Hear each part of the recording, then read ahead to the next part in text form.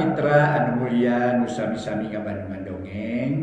Mang Jaya ngaturkeun milu jeung ngadangukeun mugi-mugi dongeng-dongeng ti Mang Jaya official tiasa katampi kalian kabingaan.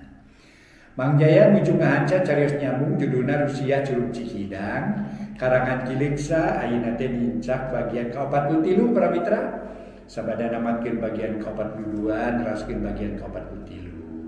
Dekara wase para mitra waktu semuanya nyerelek atuh para mitra sok sanes kitu mangga manfaatkeun ieu waktos kurang sangkan manfaatna kacidak pisan maksimal kitu nya para wargi kitu diandawisna terutami para mitra ibu-ibu banyak bari damel ngadamukeun dongeng teh henteu usum ngadamukeun dongeng we bari nyekel HP henteu para mitra HP mah disimpen we bari suarana nu keluar seperti teh ada gitu aya nu ge ngalangkungan ngadamukeun dongeng ngalangkungan televisi aya para mitra sadaya nganggo channel YouTube-na ngalangkungan televisi tiasa begitu para wargi mangga.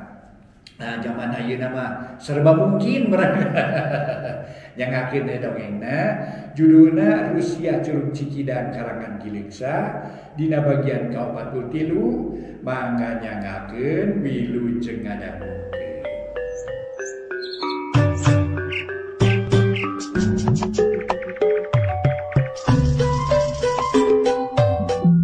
Para mitra kaum dangu wilujeng tepang dangu deui sareng acara matuh dongeng enteng.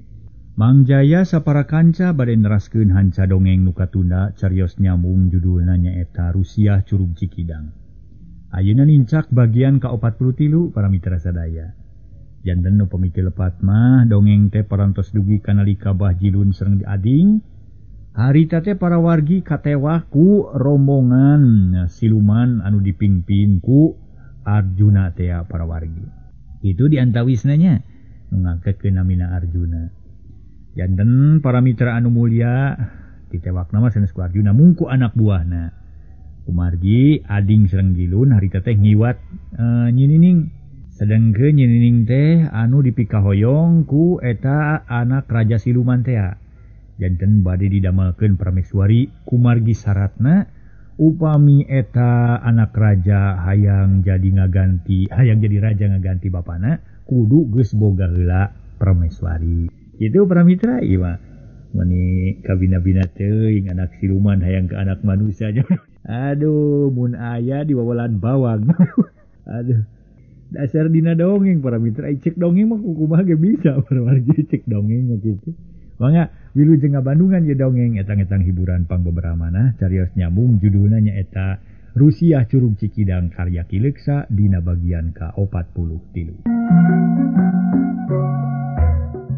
Para mitra kaum dangu nu sami-sami ngabandungan ye dong. Kocapkeun deui Bah Jilun jeung Ading sanggeus radalila cicing dina panyara beusi. Ading ulisik usik lalaunan nyah beunta tuluy panon gular giler ngawaskeun kaayaan di dinya. Rarasaan asa aya dina pangimpian sabab jadi beda tetempoan. Awak karasa nyeri jeung rarengkeng pipikiran Ading can pati waras. Masih kene selang-seling repeureum deui bari ngumpulkeun lelemutan. Kaayaan jempling meuni rehe simpe teu aya nu kadenge. Atuh teu aya nu ngagareuwahkeun nu ngagoler teh estuning jongjon teu riweuh. Tapi lila-lila mah pikiran Ading caang lelembutan karumpul deui berai beunta tuluy maksakeun hudang. Tapi celetot cangkengna ngajengna. Aduh halayang, ampun nyeri. Ading setengah ngajerit lantaran nyeri kabina-bina. Tulang tongong asa potong goledag Ading ngagoler deui teu kuat diuk-diuk acan sabab tulang tongongna nyeri. Tapi aya untungna Bah Jilun kagareuwahkeun kulisik usik lalaunan tuluy beunta. Tapi can bisa naon-naon manehna ngakulang mikiran kaayaan dirinya. Sabab sareretan katempo aya nu sarig-sig beusi. Di luhur bunyi kula langit dijieun tina batu. Bah Jilun ngumpulkeun heula lelembutan beuki lila beuki sadar tungtungna pikiran gembreng. Oyo, aya di mana aing teh nya? Nah, ieu teh di jero panjara. Beuh, sila kamun kieu mah aing teh katewak musuh meureun. Cek Bah Jilun ngomong sorangan tuluy maksakeun hudang. Manehna mah bisa sabab keuna nu keuna ku paneungeul teh puhu ceuli tonggong mah teu pati ruksak. Gek Bah Jilun diuk ngajentul nangkep tuur bari manyun. Panon melong ka ading anu ngagoler peureum, tapi teu sare peureum soteh ngararasakeun tulang tonggong nu asa potong, pating celetit nyeri na kabina-bina. Ding, ading, ding maneh euy. Udang ding, udang euy. Cek Bah Jilun bari muringis. Lantaran di bawah ngomong sirah pating jeletot jeung asa hating hariung tetempoan pating burinyai kene. Kuring eling bah tapi aduh. Dicangkeng ni asa potong tulang tonggong ngajejeletitan. Kunaon kuring teh nyabah aduh. Ading humarurung berai bentak lalaunan katara panon peureum ari beungeut pias. Cilaka ding. Urang teh kasoran euy katewa ku musuh. Ieu teh aya dina Panyara Beusi. Ayah. Wah aya ding urang eleh jajaten euy. Dina Panyara ading ngarenyag tuluy melong kaluhur. Ret kasarigsig beusi leng manehna ngahuleng. Ras inget kana kajadian nu tumiba kana dirina basa keur tarung ngalawan musuh-musuhna rebu-rebu. Ras inget ka nyinining kebeg ngarenyag reuwas tuluy ngareret ka Bah Jilun. Ieu mah siluman ge bisa nyen beusi. Aduh mangga urang teraskeun. Ari nyinining ka mana Bah? Tuh ingatungan pasti beunang deui ku musuh euy. Bah Jilun tetep cumagug nangkep tuur. Panon teu ngiceup-ngiceup kawas nu malaweung. Sila atuh kumaha mun geus kieu nya? Ading ngaheruk. Awak karasa panas sirah lieur tetempuan ranyai kararoneng. Tungtungna reupeureum deui ngararasakeun awak nu nyareri asa pasiksa. Jep duanana jempe masing-masing umar sawangan. Nginget-nginget kana sagala rupa nu geus kajadian. Kabeh nemongan deui dina ciptaan. Da tetep inget kana kajadian nu tadi duanana ngaharuleng. Diteleum kana sagara lamunan dipepene ku sawangan hate. Sanggeus kira-kira 2 jam lilana ading maksakeun hudang. Tetela ayeuna mah kuat, tali mah pedah we disakalikeun meureun. Jadi nyerina teh kanceuh. Kek ading diuk nangkep tuur tapi teu lila. Da tonggong ngajeletit tuluy nyised ka sisi Panyara. Nyarane kana batu da bilik Panyara teh batu. Nu make sarigsig ngan saeutik-saeutik kira-kira 2 meter. Ding, kumaha mun geus kieu ding awak ruksak ya. Harapan beak nyinining leungit. Ari pek balik deui kumaha teu bisa ya. Kumaha nya ding nya. Cek Bah Jilun bari ramisak. Tayohna bae ceurik bakat ku sedih ari ras kana nasibna nu matak ngarakacak. Da puguh taya harapan kana salamet ku nempo sarigsig anu gede segede-gede leungeun orok geus keueung. Taya harapan kana bisa kabur. Atuh lamun geus kabur taya harapan bisa balik ka lemur. Sabab yakin teu nyaho jalan da puguh eta mah di nagara siluman. Teuing Bah. Kuring ada teu leh bingung ieu kumaha atuh nya. Urang mah teu boga ilmu kagagahan, teu boga ilmu kadigjayaan. Ngan sakadar ngandelkeun tanaga nu teu sabaraha we Bah. Da geuning kieu kaayaanna nya. Temal ading sarua jiga nu beak harapan. Ngan manehna mah teu ngabijilkeun cipanon ngan ukur sora we nu ngageter kabek ku kabingung. Bisa barapoe urang teh nya ding nya. Bah Jilun nanya deui. Ari sabab karasa lapar asa geus lila pisan teu manggih dahar. Ari nempo kana beungeut ading sakitu kanyosna pias jeung kuleuheut. Beungeut manehna ge moal jauh ti kitu malah bisa jadi leuwih parna. Da manehna mah leuwih kolot kakuatan sahanapeun ti ading. Teu nyaho bada geuning teu puguh di dieu mah. Teu nyaho beurang, teu nyaho peuting, teu apal kana mangsa. Teu bisa ngitung waktu. Ngan memang lamun milik kana kaayaan Abah mah pasti geus lila ieu. Sabab eta rarai Abah jadi kanyos jiga mayit meuli pias. Bau kalotor awak begang siga mayit nu hirup Bah. Cek ading bari neuteup ka Bah Jilun naksir kaayaan awak. Oh nya sarua we ding euy maneh kitu beda jeung Abah.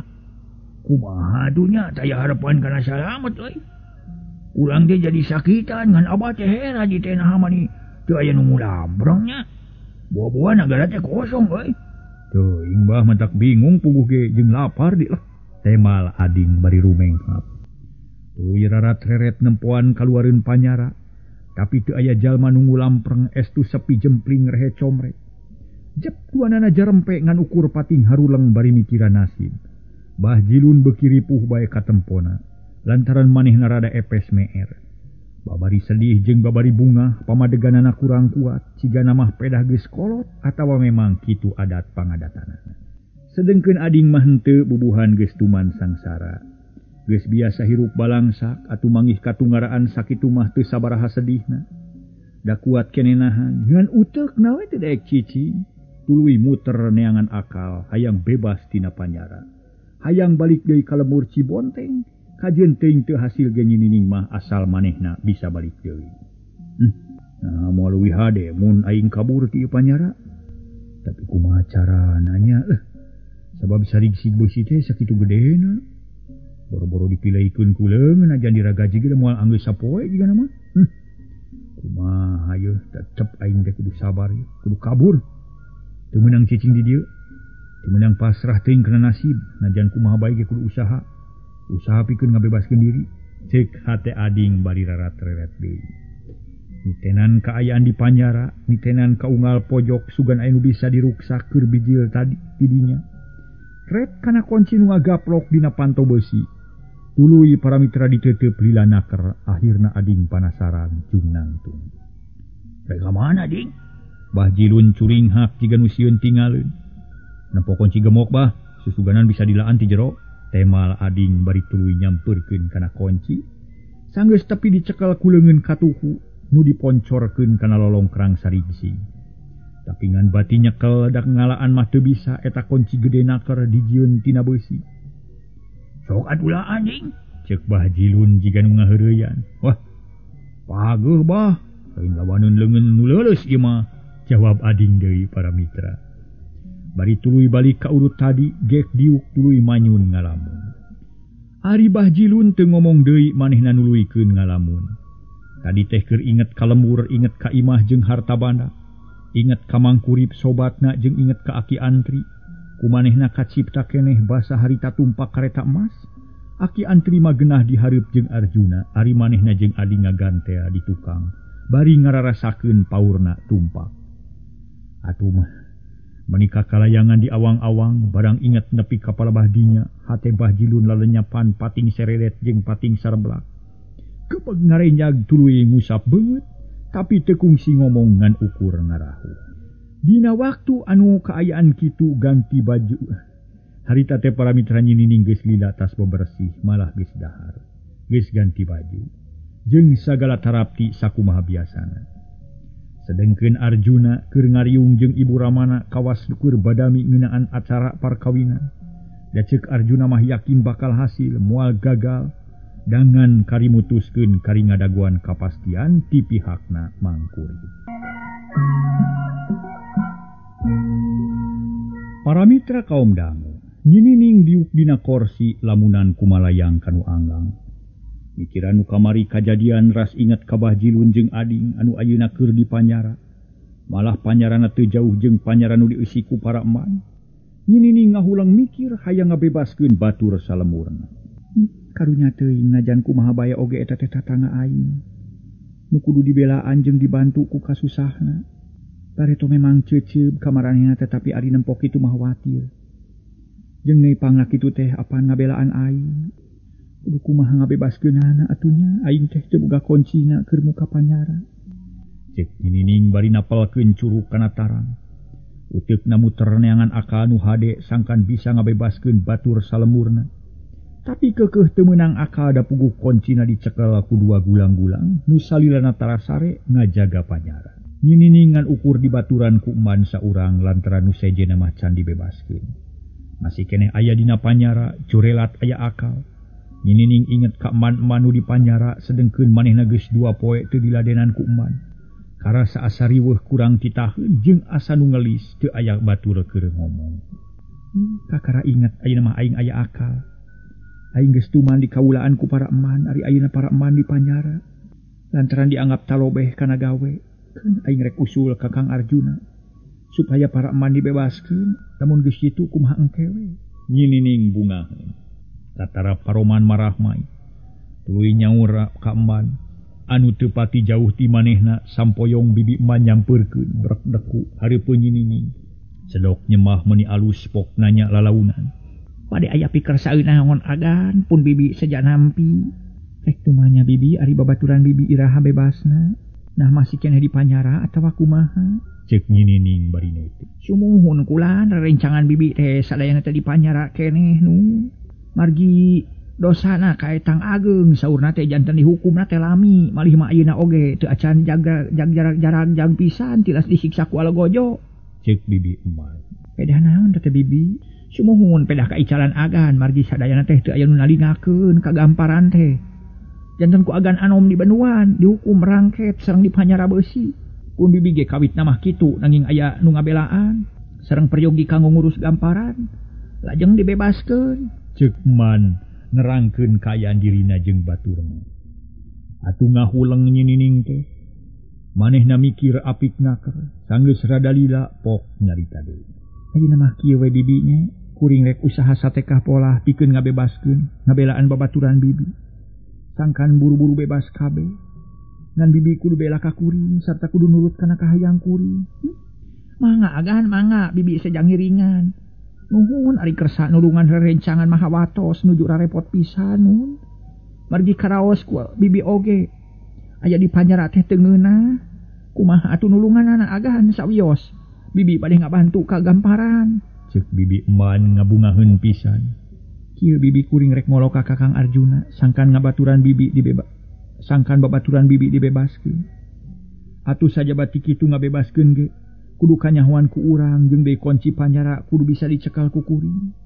Taina kuring rek nanya, nah kumaha ari Kakang kamana ari Kakang Arjuna? Ceuk nyinining apikna keur teu gagabah nyarita. Sumuhun nuju sawala rupina mah tadi teh katinggal leuweut karohangan ageng disarengan ku Ibu Ramana. Jawab bibi eman tegasna. Pasti keur sawala penting tak ayeuna kuring rek ka ditu. Ngahaja ngarah teu lila ngobrolna. Ngalah bisa buru-buru ngabebaskeun babaturan bibi. Yuk tuturkeun kuring. Cek nyinining bari tuluy nangtung. Unyuk sumanga agan bibi mah sejang ngiringan bae. Geus kitu mah bra duanana miang ngajugjug ka karaton rek ngadeheus ka Arjuna. Nyinining rek nyoba-nyoba ngolo Arjuna sangkan para eman nu dipanyara dibebas. Tekungsi lageus tepi kanu dijugjug reg nyinining eureun heula. Can waka asup karohangan nu dipake sawala sabab bisi ngaganggu kanu keur badami penting. Tapi sanggeus rada lila tuluy asup ku Arjuna ditarima kalayan kabungahan teu ngarasa kaganggu. Linggih rayi bade pikir saeunaon. Ceuk Arjuna sopan pisan. Hatur nuhun engkang leres pisan abdi teh aya kaperyogian. Nanging abdi teh asa kagok ngedalkeunana margi katingalna ku engkang teh. Sumuhun katingalna engkang teh nuju badanten nu kalintang pentingna. Jawab nyinining bari tuluy diuk. Teh sawios-wios da imah sanes badanten urusan negara. Nanging urusan urang kene. Mangga geus rangkeun naon kaperyogian rayi teh. Sawios badanten babada ditunda heula sakedap. Bilih rayi penting. Hatur nuhun upami kitu mah engkang. Kieu engkang abdi teh nguping wartos ti bibi emah nu ngawulaan ka abdi. Sarta abdi ngaraos ngarumas. Dumeh di kaputren teu aya eman lajeng meunang katerangan. Yen para eman sadayana dipanyara, nah laras teh Kakang. Ceuk nyinining malapah gedang, teu ujug-ujug nyaritakeun nu sanyana. Arjuna kerung rada heran ditanya kitu. Akhirna ngarti pasti nyinining rada susah ku titaheun da geus tuman sagalanita. Oh, laras rayi. Laras pisan. Para eman di panjara sadayana mung nu hiji mah dikaluarkeun ti payun margi peryogi kanggo ngaladen rayi. Na bade aya naon maksudna mangga wakcakeun ka pun engkang. Nuhun upami kitu mah. Abdi teh ngaraos kagok salaresna mah. Abdi teh ngaraos ngarumah sareng bingung unggal bade miwarang tara aya eman. Hoyong itu kagok hayang ieu sesah. Margi teu aya titaheun, tah ku margi kitu abdi aya panuhun ka engkang.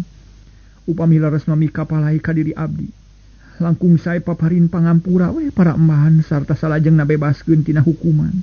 Margi upami para eman dihukum anu kasiksa mah abdi, teu tiasa sugema dina sagala rupina. Margi teu aya titaheun tah sakitu Kakang manawi kamanah ku gamparan. Kumaha atuh para mitra tumrapna eta omongan nyinining ka Arjuna. Harita Arjuna para mitra ngahulang sakedeung. Kumanehna kaharti pisan eta usul teh jeung deui dosa para eman teh akibat teu tulaten ngajaga putri. Nu akhirna nepi ka leungit. Sedengkeun ayeuna putri geus aya deui atuh asa rugi pisan mun para eman tuluy dihukum sabab teu aya nu digawe. Kumaha Kakang? Nah kahartos atanapi henteu upami teu acan jelas mugi Kakang enggal di imutan pangna para eman di panyara teh apan akibat tina leungitna tadi. Mun leungitna abdi sedengkeun abdi ayeuna parantos di dieu deui kalayan salamet. Kumargi kitu sanya nama. Saya nama para eman teh. Bebaskeun bae supados teu janten bang baluh kana hate abdi. Cek Ninining namahan deui usulna da Arjuna ngahulang bae. Oh, mohon ka hartos. Ka hartos pisan rayi eta usul katampi ku pun engkang. Sarta ayeuna pisan eta eman tiasa dibebaskeun. Nanging ayeuna engkang nuju pameng margi nuju badanten sareng pun bapa. Kumaha upami engkewe atuh antosan sekedap. Cek Arjuna tegas. Nuhun kakang abdi mah bingah upami kawidian mah. Nanging kanggo ngabebaskeun nu dipanyara mah gampil. Rupina ku serat oge tiasa urang sangakeun kanu ngajagana keun abdi bade ka ditu ayeuna. Asal dipaparin serat hati karsa engkang. Sareng kade ulah lali sebatkeun yen dina panyara teh kedah dibebaskeun sadayana. Cek Ninining mimiti masang pitapak. Sangkan Arjuna kaolo ku jalan lemes sarta Ninining moal disalahkeun. Jeung kabeneran Arjuna teu inget deh kanu boga tawanan lalaki duaan, nu inget teh ka para emban bae. Oh tangtos sadayana kedah bebas. Sae kitu ge rayi keke atuh engkang bade ngadamel heula seratna bolami. Hatur nuhun sateu acana kakang. Ninining bungaheun sarta paroman bear marahman. Arjuna teu miceun waktu kutrut nyieun surat meuni semurusu.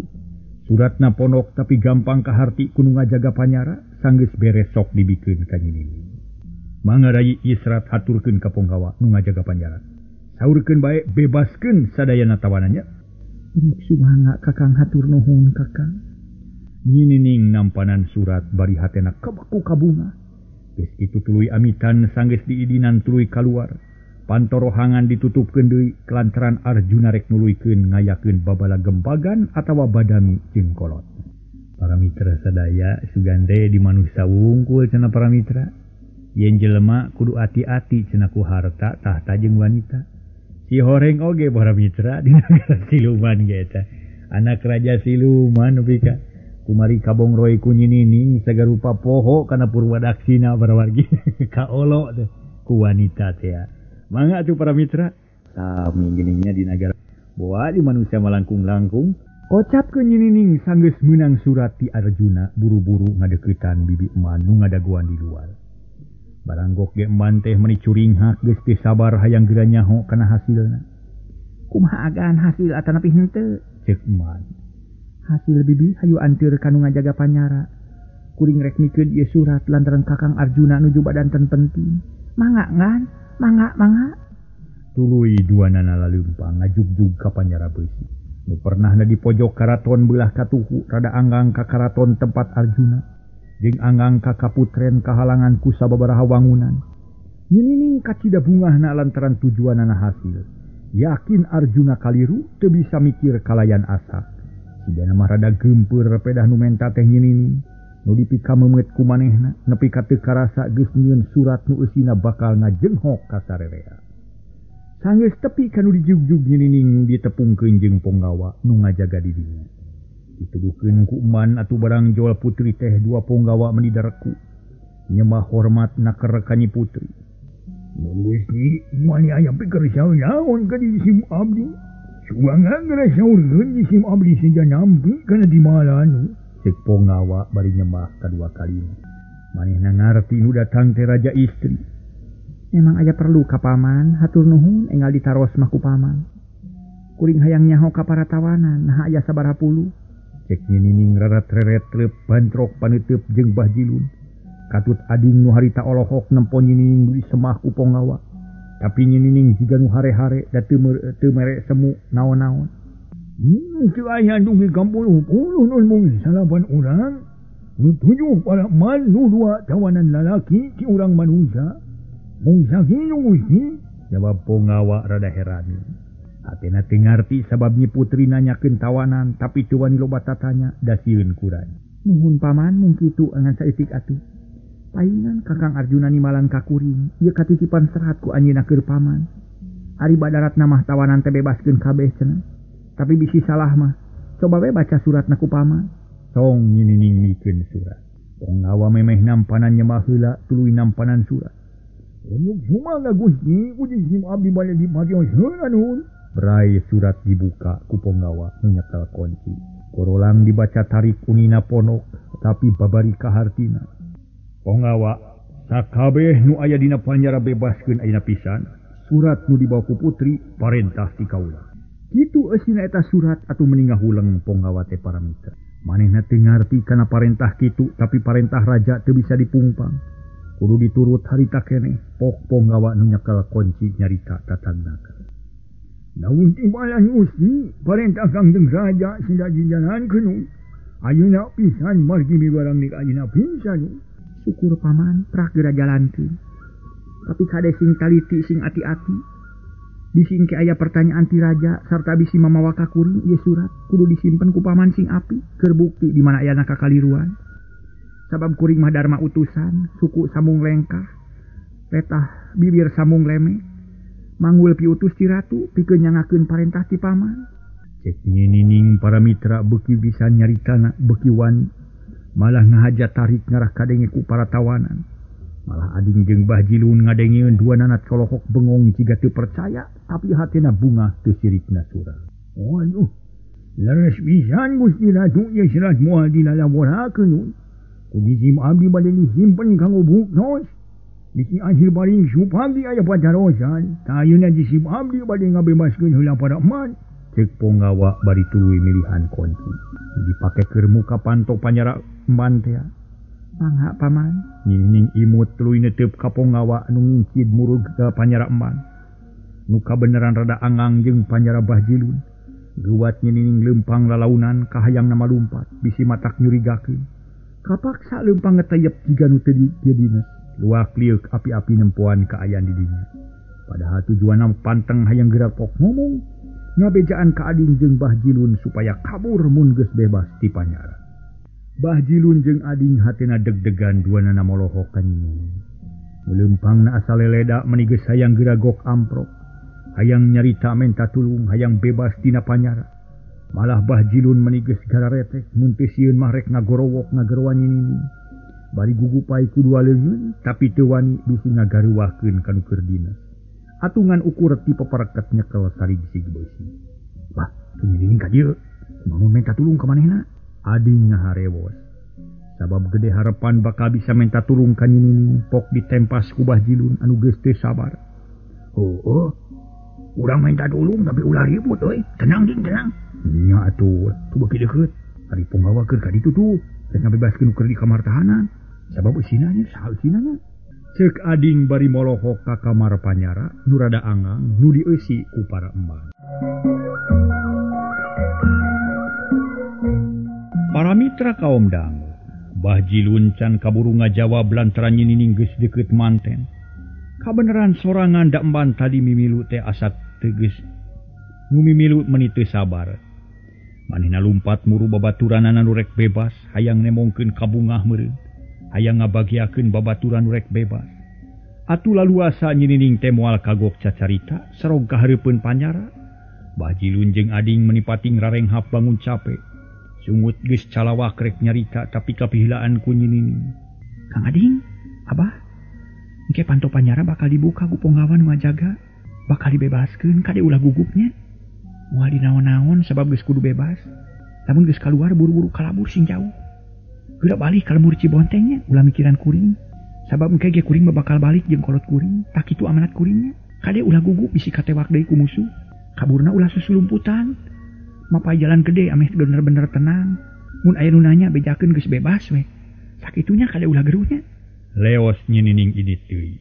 Jiga nungan saliwat Paramitra malah nyarita bari buluar balieur miceun beung maksudna mangarah ulah dicuriga ku Ponggawa nu hiji deui. Nu harita gawena rarat-reret ka unggal tempat ngan untung teu ngartieun kana maksudna nyinining. Atuh Bah Jilun jeung ading meuni bungangang bakat ku bunga tapi ge ngarasa hadeueul. Lantaran teu bisa ngobrol jeung nyinining da sanggeusna ngomong kitu teh tuluy ngaleos ini. Mapag para emang nu harita budal ti panyara kabeh lumpat muru ka nyinining. Bari pating garero nyebut agan kawasna ngarasa bungah peda putri kapanggih deui ku para Ponggawa. Sarta ayeuna geus aya di dinya putri ngabagiakeun eman anu kakara bebas tina hukuman. Haturan agan hapunten bibi rumaos kirang wibaha. Ceuk man kolot bari sirah ngeluk tungkul leungeun nyembah ka nyinining. Dihampura bibi, syukur bibi geus bebas mah. Kuring moal kagok nitah sabab loba titaheun. Nu bari ngawulaan babari ngawulaan ka kuring. Cek Nyinining bari marah mai bakat ku bunga kudua kutilu. Hatur ribu nuhun agan, pun bibi sadayana ngaraos bingah margi upami sanes jasa agan. Pin bibi moal tere-tere bebas, hatur nuhun agan. Cek Man bari nyemah deui. Lantaran eta Man diharewosan ku Manu tadi yen eta teh jasa Nyinining. Geus bibi ulah seueur sawur bisi kadangu ku raja. Hayu ayeuna urang ka kaputren, kuring geus capek pisan. Cek Nyinining bari tuluy ngareret ka Ponggawa nu mawa kunci. Harita geus leumpang muruk ka Panyara Bahjilun. Hate Nyinining deg-degan jajantung jadi ratug tutunggulan. Sok sieun tujuanna gagal. Lantaran lamun gagal teh geus moal aya deui kasempetan pikeun ngabela batur Salembur. Malah dina kaayaan kitu hate Nyinining merod bae hayang milu, kainget ka Arjuna geus laas deui. Kabita ku batur Salembur hayang balik babarengan. Tapi ngan ukur dina hate lantaran harita teh Man geus aya nu ngomong deui. Mangga atuh agan urang mulih ka kaputren, leres pisan ulah waka seueur saur di dieu. Bilih janten awon balukarna. Kitu ceuk Man atuh meuni ngarenjag Nyinining. Tuluy ngajakan init ka para Man bring sarerea ningalkeun eta tempat. Ka Ponggawa nu dua mapoho deui teu amitan. Ngaleosna Nyinining katempueun ku Bahjilun jeung Ading. Atuh duanana meuni pating rarenghap bangun lewang. Tapi teu aya nu wani nyarita lantaran Ponggawa nu rek muka panto geus tereh tepi. Malah geus kadenge napasna nu ngahega kawas nu capek. Bahjilun jeung Ading deg-degan hatena asa bungah jeung asa sedih. Bungahna pedah rek bebas, sedihna bakal pajauh. Jeung deui jeung pajauh jeung Nyinining mangkaning pangna jauh-jauh di jugjug anggang-anggang di teang. Ngabelaan Nyinining tapi ayeuna kapaksa kudu paturai. Sarog si Ponggawa tepi ka hareupeun Panyara kolotrak cetrek kadenge muka pan kunci. Kerut panto besi disurungkeun atuh nemolongo Panyara teh. Bahjilun jeung Ading teu buru-buru kaluar kalah kacolohok melong ka Ponggawa. Kawas nu can ngarti kana tujuanana padahal tadi geus gergeteun hayang kaluar, hayang kabur sarta ninggalkeun alam siluman nu matak lalewang hate. Urang manungsa maraneh duaan aya milih. Ayeuna pisan bisa dibebaskeun ku kaula kalayan parentah nu jadi raja. Hayu minggil, ulah cicing wae di Panyara. Kaula rek balik ka ieu geus eueuh maraneh mah. Jeung dirugi we, nganturan we kahakanin ke maneh. Ceuk eta Ponggawa bari moreleng kana duaan. Puguh Ading jeung Bahjilun meuni bungah lantaran omongan Nyinining teh jadi kanyataan. Kalayan teu loba catur duanana buru-buru kaluar ti Panyara. Awak nu nyareurik keneh teu dirasa lantaran kaganti ku rasa bungah jeung bagja. Sanggeus aya di luar pok Ading ngomong kanu ngajaga. Ponggawa, kaula nganuhunkeun ka anjeunnya. Tapi ina kaula rek balik ye. Bisi di jalan anu mau newak ye kaula minta bukti dibebas pokona mah. Minta surat ya ti adika. Kitu pertujuan Ading. Manehna sadar kana kajadian nu bakal datang bisi di perjalanan aya nu begat. Nyaho ku kaula dibere. Pokona mah tanda tangan kaula mah bebas we. Kung kaula dibere tanda tangan, ayun bebas ka mana-mani. Wah, aduh kaula teh saha teh aduh ieu teh. Ponggawa atuh para mitra sadaya. Aduh hanya kal waktosna seep lah para mitra mangga.